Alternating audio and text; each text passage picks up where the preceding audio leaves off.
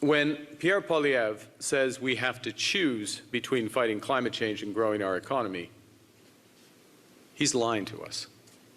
Canadians have had more than enough of such division and confusion. With Canada now under attack, it is time to come together.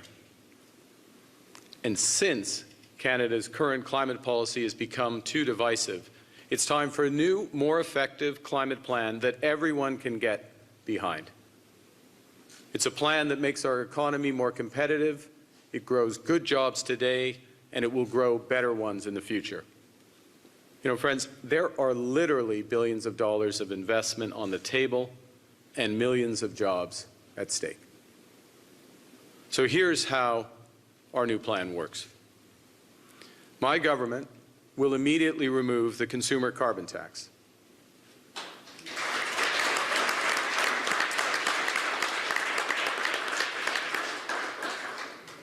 But we won't stop there. Instead, what we'll do is create a system of incentives to reward Canadians for making greener choices. So it means that you'll no longer have to pay more to fuel your car or heat your home. But when you choose an energy-efficient appliance or an electric car or home insulation, you will be rewarded, and we will get the big polluters to pay for it. Let me be clear.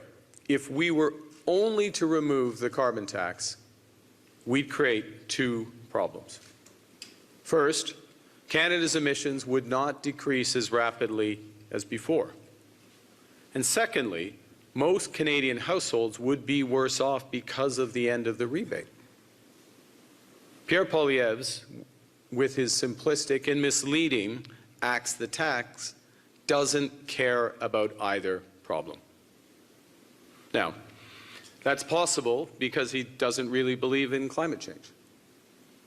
Or it's possible he thinks that Canada, for the first time in our history, should be a free rider on a massive global problem, leaving for other countries to solve.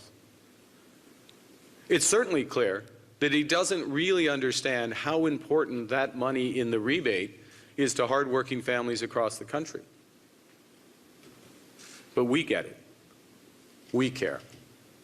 And that's why our plan will directly solve both problems by both implementing new climate policies that are at least as effective in lowering emissions and by bringing forward new economic measures that will make Canadian families better off. Just as I predicted, today, Mark Carney announced that he will pause Trudeau's carbon tax until after the election and then bring in a much bigger tax that has no rebate. Mr. Carney has been Justin Trudeau's economic growth advisor, who's been saying for years that not only does he support a consumer carbon tax, but that he thinks the tax must be much higher. Now, before I get into the details, let me address a little tax trick that he has planned. It's kind of clever.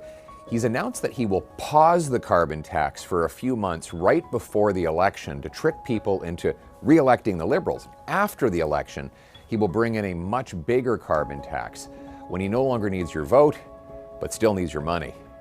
He has said that this bigger carbon tax will only apply to businesses. Well, that's how it is now. When you fill up your tank today, there's no CRA tax collector standing there waiting to collect it from you. It applies on the wholesale industry, which passes it on to the retail vendor, who pass it on to you. Now, that is what he will do again, only this time it will be a much bigger tax, and he has admitted there will be no rebate to pay you back the cost.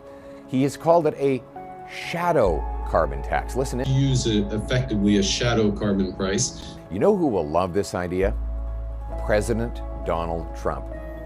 Mr. Carney's new and bigger tax on Canadian lumber mills, steel mills, factories, and aluminum plants will force them to leave for the United States. Here we have the threat of U.S. sanctions on our industry. And Mark Carney thinks now is the time to hit our businesses with higher taxes? You can picture President Trump calling our businesses and telling them to move south of the border, where there is no carbon tax and where other taxes are dropping. Carbon tax Carney will give you a pause in the Liberal tax for a few months just to get through the election. And then he'll bring in the mother of all carbon taxes, a job-killing, inflationary carbon tax that will drive jobs into the hands of President Trump. My common sense plan will axe the tax for everyone forever. I'll also axe the sales tax on home building to save you up to 50 grand on a new home. Finally, we'll cut income taxes so hard work pays off. We'll cut bureaucracy, consultants, corporate welfare, foreign aid, and other waste to save the money that can bring down your taxes and our country's debt.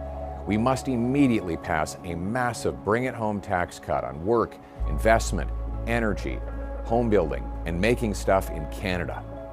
Canada first, Canada last, Canada always. Let's bring it home.